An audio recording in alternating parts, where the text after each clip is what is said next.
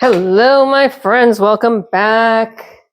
It is Mr. Thorn on the stand today. So before we got started here, I did his hooves, which are an absolute disaster. It'll take me a long time to get them back into shape, but we're working on it and we're getting there. And then I did a quick brush out, although with him, there really isn't any need. He's pretty brushed out. What I did notice, though, and I think is pretty cool, is that you actually can now see what I'm talking about when I talk about them peeing all over themselves. If you look at the front leg that's facing the camera, so on his right side, you can see how brown the back of that leg is and how absolutely disgusting it looks. I'll hold it up when I get over to that side. It is, blech.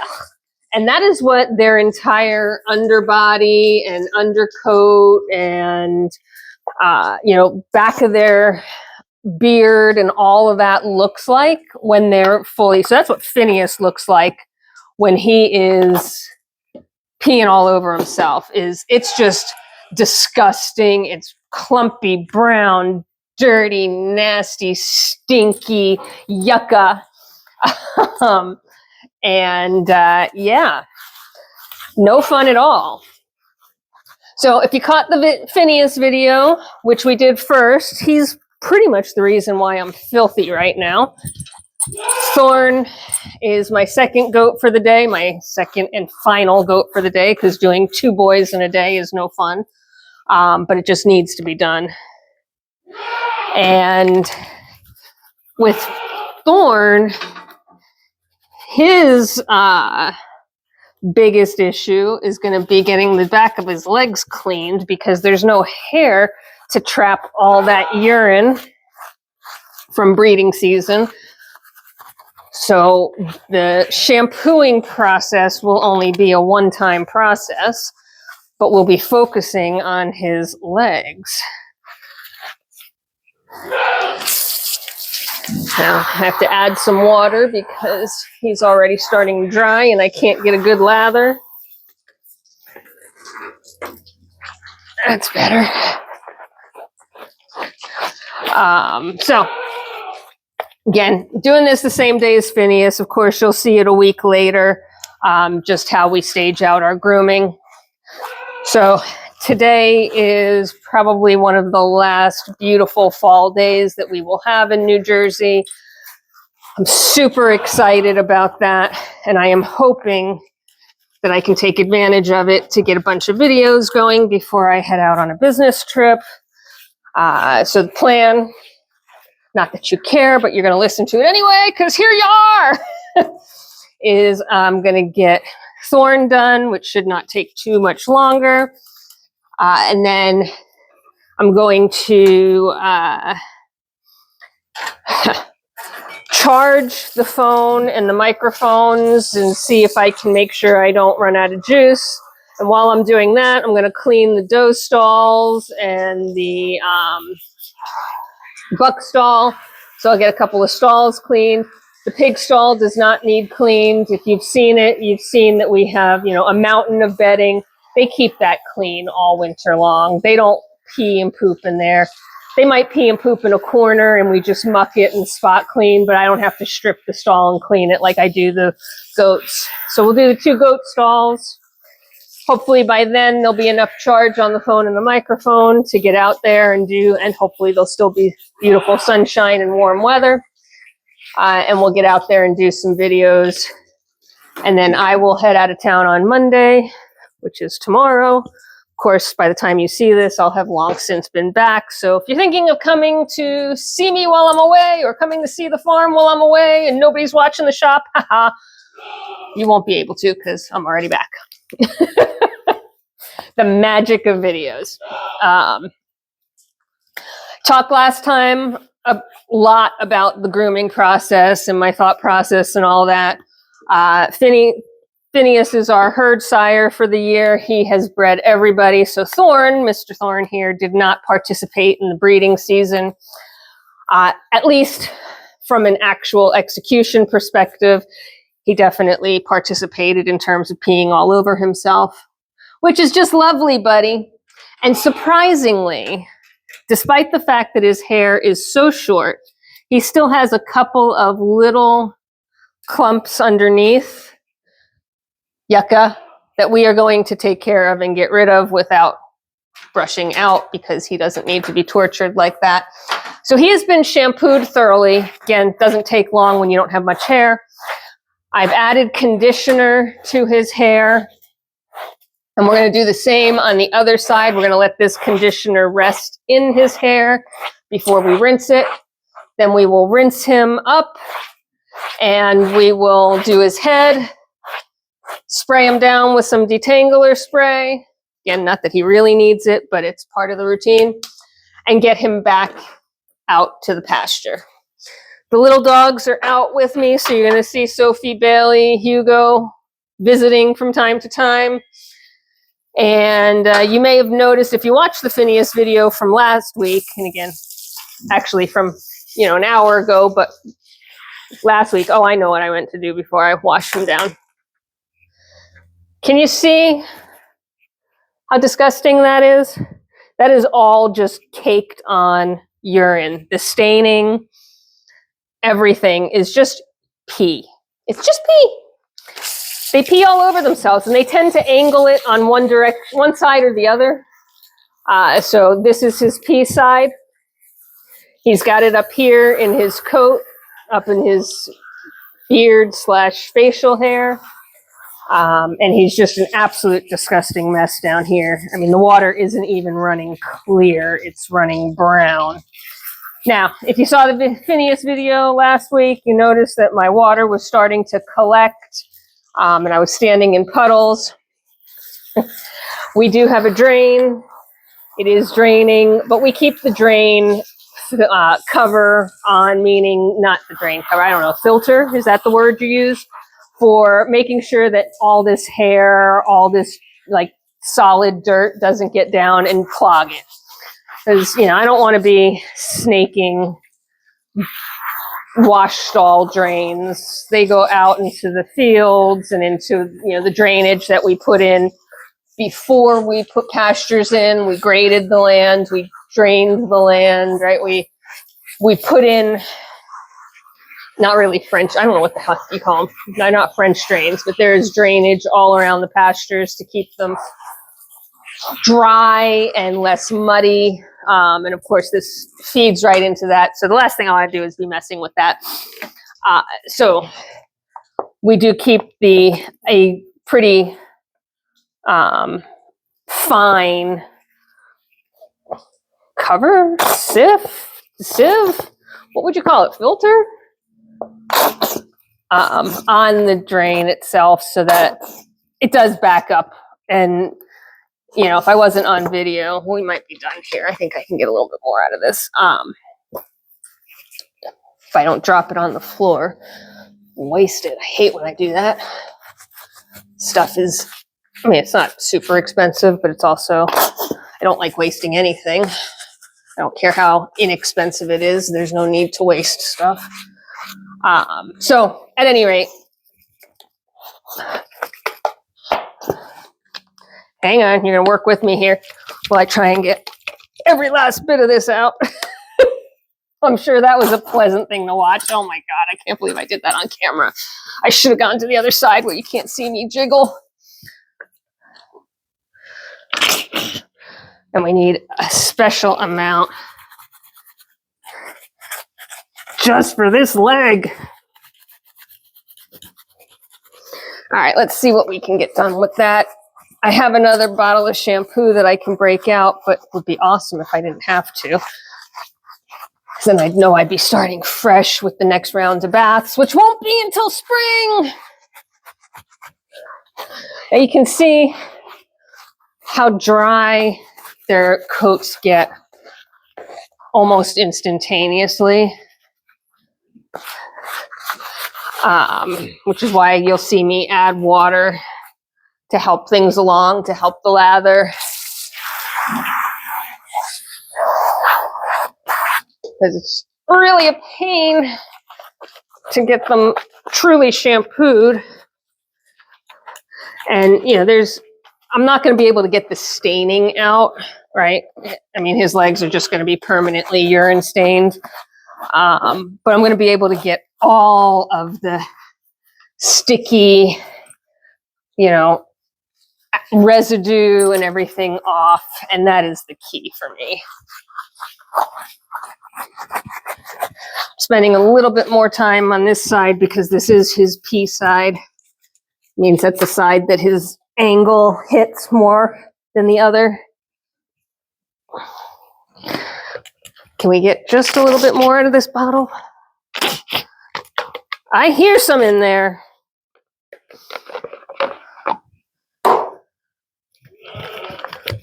There we go. Do it like we did the conditioner. Just take lids off. Now, before I put him on camera, like I said, I did his hooves. His hooves are a disaster. They were just out of shape. Not overgrown, just not in a normal shape, right? You know, and that happens as the goats get older. But with my handy dandy hoof boss and a whole lot of patience, we're going to get those guys back into shape so that he's walking correctly on his hooves. Not that he walks much because he faints so often. And then I also did a quick brush through. The other thing I did for him, and I don't have to do it for most of the goats, but he seems to get a ton of eye boogies. And they crust up around his eyes. So I'm constantly, even when I'm not grooming him, I'm constantly picking eye boogies for him. So you're going to see me work that even while I'm washing his face today, despite the fact that I've pretty much gotten all the crusties off. He just seems to get more eye boogies. And we just need to keep that under control because nobody wants crustiness stuck to their face. And he can't scratch it off, right? He can't lick it off. It's not like a dog or a cat where they can maybe sort of take care of it themselves. I don't know if you can see the difference in his leg.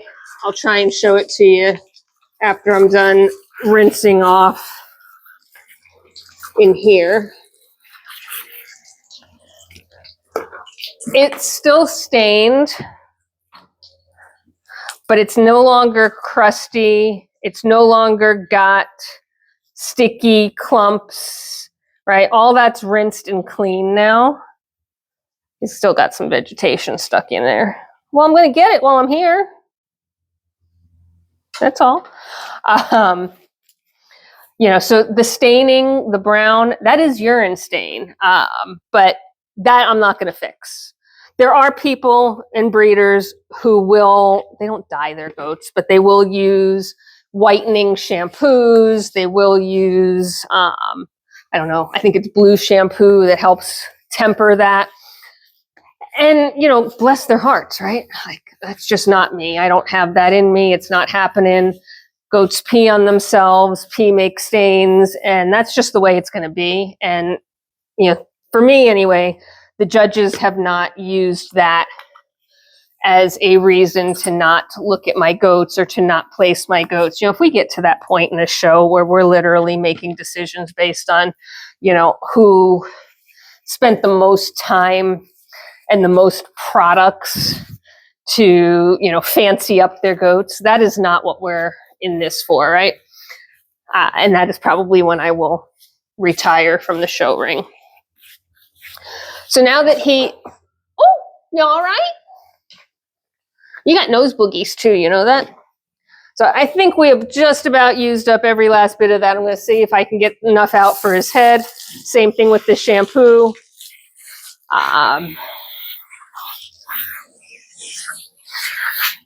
I'm just adding a little bit of water to that conditioner. I did not do it on the other side because the other side seemed to stay a little bit easier for the conditioner to move through than this side did for whatever reason. That, and I wasn't paying all that much attention to what I was doing, and I wasn't thinking.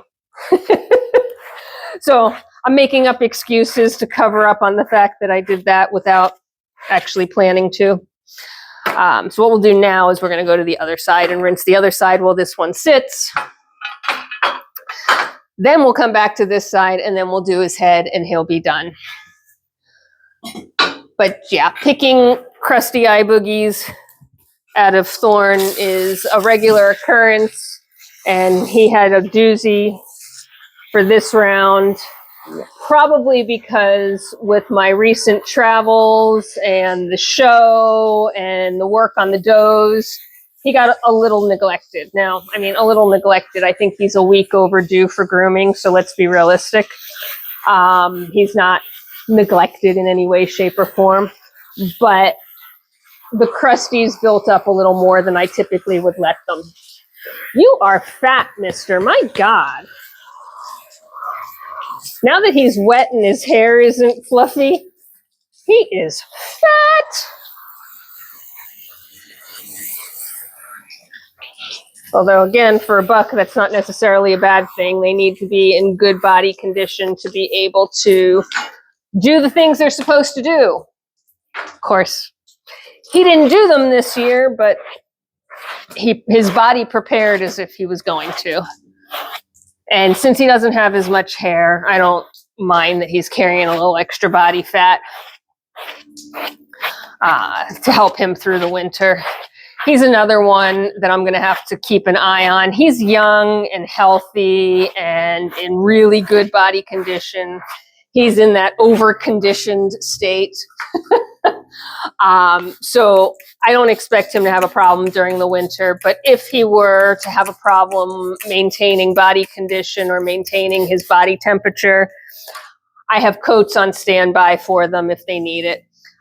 I have not, to this day, needed my adult size goat coats. And I am fine if I never need them, right? Kind of like snow tires. Happy to have them. If I never need them, life is good.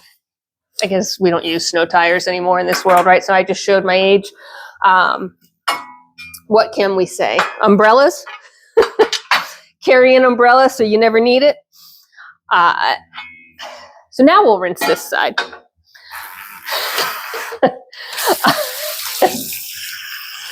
Well, I make myself laugh anyway. So he, I have him on my watch list. He's on my watch list. Emma and Fanta, my two old girls, are on my watch list. Nobody else is really on the watch list for maintaining their health and well-being without coats. I don't like to add coats to animals unless it's required for them and their health and well-being. So I don't put coats on the little dogs when they go out in the winter. They go outside for a shorter period of time, that's all. I don't put coats on the adult goats as long as they have the body capability to take care of and maintain themselves. I want their bodies to be able to take care of and maintain themselves, right? And if you add supplemental coating, they don't need to work as hard. They don't need to pack on the body, eat as much, right? It distracts from what they're supposed to be doing naturally. And I don't want that to happen unless it's at a point where either they're too old to do it, they're too sick to do it, or in Mr. Thorn's case, he can't grow coat, right? He can't grow it that fast. It's getting longer than it was when we were here, when I first got him, but he's not going to have a long, luxurious coat like Phineas has to keep him warm. So that's why he's on my watch list. Fanta and Emma are on my watch list because their body condition is not good, in my opinion. It's fine. They're healthy. They're good for now, but they're older goats. They're thinner because as you get older, right, you don't maintain the weight the same way. And I'm not comfortable with how they look for the winter. So they very well may get coats this winter.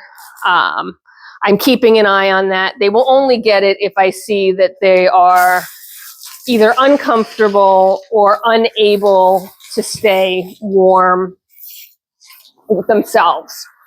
I thought for sure 3 years ago when they turned 10 that I would be coating them. And I think that's when I finally bought the coats, because they're my oldest goats. They're the first ones to join the farm. So yeah, I thought for sure by 10 I was going to be needing coats for them. And then the winter came and they definitely did not need coats. And then, I was like, well, I'll have them on hand for next year when they're 11. Nope, didn't need coats then. In fact, Fanta was still pretty rotund at that point. 12 came, same thing, never needed it. So now we're into 13. And 13, I think, is our watermark now. I mean, they're both on the much thinner side than they were last year. They are both, they're eating and drinking just fine, but, they're slowing down. And I think this might be the year. But again, I won't do it until I see a need for it. I don't proactively coat. I want them to be as natural and as capable as possible until they're not. And then we will take care of it. So I have coats on hand to do that. You can close your eyes, buddy. Yeah, look at that. Look at all those crusties swashing off. Yay. All right, we're going to do some conditioner on you, my friend. And conveniently, I have managed to squeeze out enough from each of these bottles to get through him. So I have empty shampoo and conditioner bottles, and I haven't started the next one, so I will be starting with fresh equipment at the next round of bathing.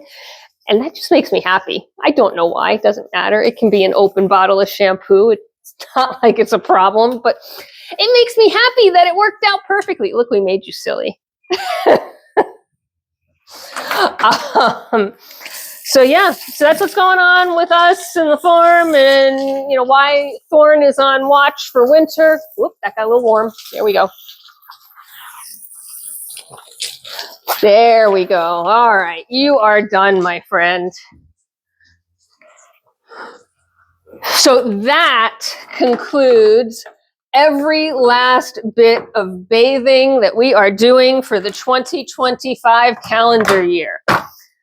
I hope you are having a fantastic day wherever you are in this world. Take care of yourselves, take care of each other, be kind, and I will see you at the next one. Bye for now.